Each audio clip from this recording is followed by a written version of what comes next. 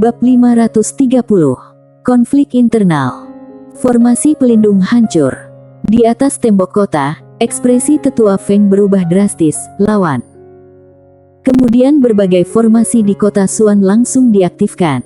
Aura kuat mengalir dari seluruh penjuru kota, mengguncang jagat raya. Sander dan Feni melihat kepusaran darah merah yang terbentuk di kejauhan. Dari dalam pusaran itu, seorang pria berjubah merah perlahan muncul, jubahnya seakan terbuat dari darah. Rambutnya sangat panjang, dan matanya berwarna coklat gelap yang menyeramkan. Klan Gui. Sander mengernyit. Hanya satu orang.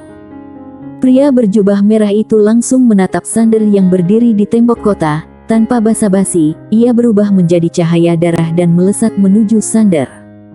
Langsung bertindak. Sebelum Sander sempat bereaksi, Feni sudah menghunus pedangnya dan melancarkan serangan. Bas. Suara pedang terdengar. Bumim. Pria berjubah merah itu dibuat terpelanting oleh serangan pedang Feni. Setelah berhenti, ia melihat ke telapak tangan kanannya yang kini terdapat bekas goresan pedang yang dalam. Lah tampak terkejut, kultivator pedang. Feni tak berkata apa-apa, dan kembali mengayunkan pedangnya. Bumim. Pria berjubah merah itu kembali terpental jauh. Setelah berhenti, ekspresinya berubah menjadi sangat menyeramkan. Kau berhasil membuatku marah, aku. Feni tiba-tiba menghilang dengan pedangnya. Put. Ruang dan waktu tiba-tiba pecah, satu pedang muncul tepat di depan pria berjubah merah itu. Mata pria itu menyipit, ia menghentakkan kaki kanannya, dan serangkaian cahaya darah meletus dari tubuhnya, membentuk perisai darah yang melindungi dirinya. Pedang mendarat. Bumim. Perisai darah itu hancur berkeping-keping, dan pria itu terpental. Feni kembali mengayunkan pedangnya. Namun, saat ia hendak menebas, sesosok bayangan tiba-tiba muncul dari atas kepalanya. Kilatan cahaya dingin muncul di mata Feni, dan ia mengayunkan pedangnya ke atas. Bumim. Langit dan bumi meledak seketika. Ketika semua gelombang energi menghilang, Feni melihat ke arah yang tak jauh dari sana. Di sana, berdiri seorang pria tua berjubah coklat. Kedua tangannya tersembunyi di dalam jubah, matanya dingin dan serius. Feni melirik pria tua itu tanpa berkata-kata, lalu memandang ke pusaran aneh di langit. Pusaran itu mulai bergetar hebat, dan aura kuat terus mengalir ke arah mereka. Setelah diam sejenak, Feni berbalik dan kembali ke samping Sander. Feni menoleh ke Sander. Formasi di sini tak akan bisa menahan mereka. Sander tetap diam. Feni ingin mengatakan sesuatu lagi, namun Sander bertanya, "Bibi, bisakah kita keluar dari sini?" "Entahlah." Sander tersenyum. "Kalau begitu ayo kita hajar." Feni tak berkata apa-apa. Dari dalam pusaran, seorang pria paruh baya perlahan muncul, dan dunia seketika menjadi semu. Ketua klan Gui. Mereka telah tersegel selama 8 miliar tahun. Waktu yang sangat panjang. Seolah menyadari sesuatu, pria itu menoleh ke Sander, "Bunuh." Tanpa basa-basi. Lah tak tahu siapa Sander, dan tak ingin tahu, pokoknya Sander harus ia bunuh. Hanya dengan demikian, klan Gui baru bisa sepenuhnya bebas. Dari dalam pusaran hitam, sebuah cahaya darah ribuan meter tiba-tiba melesat keluar menuju kota Xuan. Di tembok kota Xuan, tetua Feng berseru, "Serang." Bumim. Muncul berbagai sinar dari dalam kota, menuju cahaya darah itu. Bumim-bumim. Suara ledakan yang memekat telinga terus terdengar. Bentrokan formasi. Di tembok kota, Sander menatap ketua klan Gui di kejauhan dengan tatapan tenang. Pihak lawan juga menatap Sander, orang ini adalah target yang harus ia bunuh. Tiba-tiba, Sander tersenyum. Dengar-dengar klan Gui adalah klan paling bergengsi di sini kala itu, hari ini senang bisa latih tanding dengan kalian.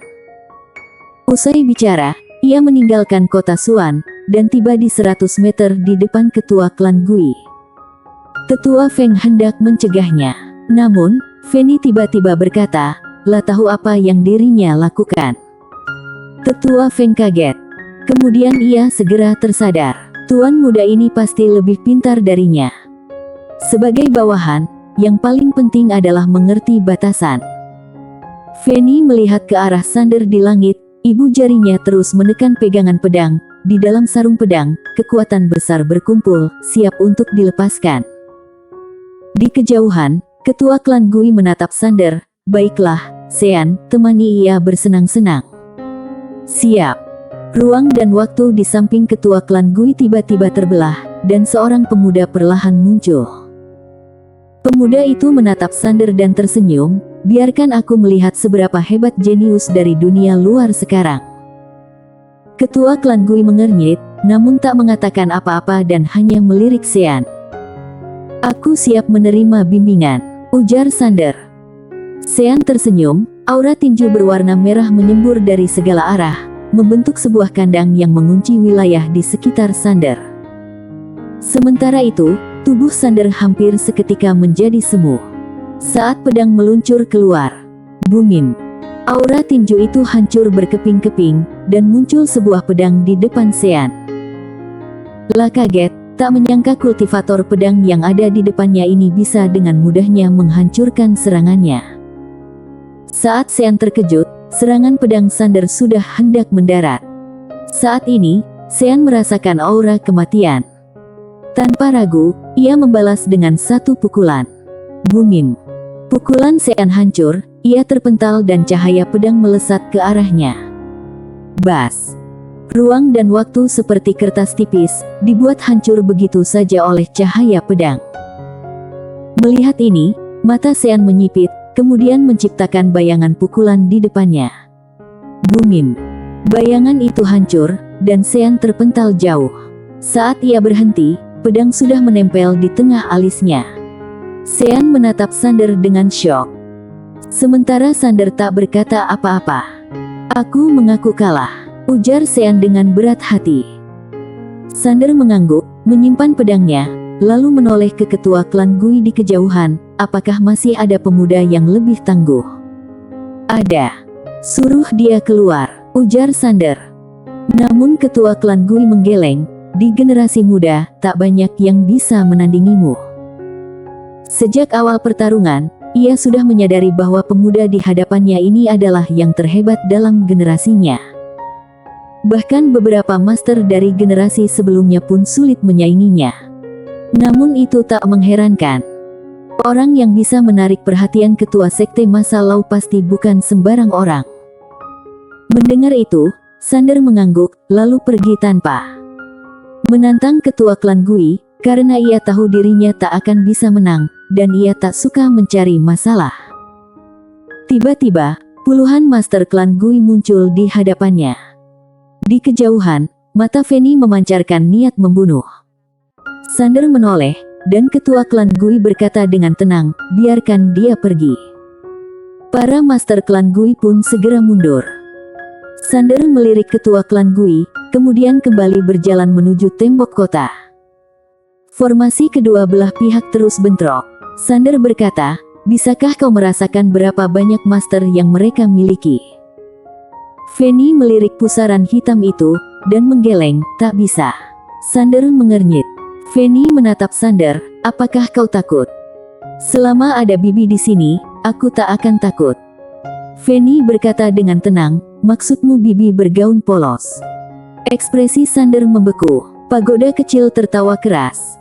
Hanya Fanny yang bisa mengendalikan Sander.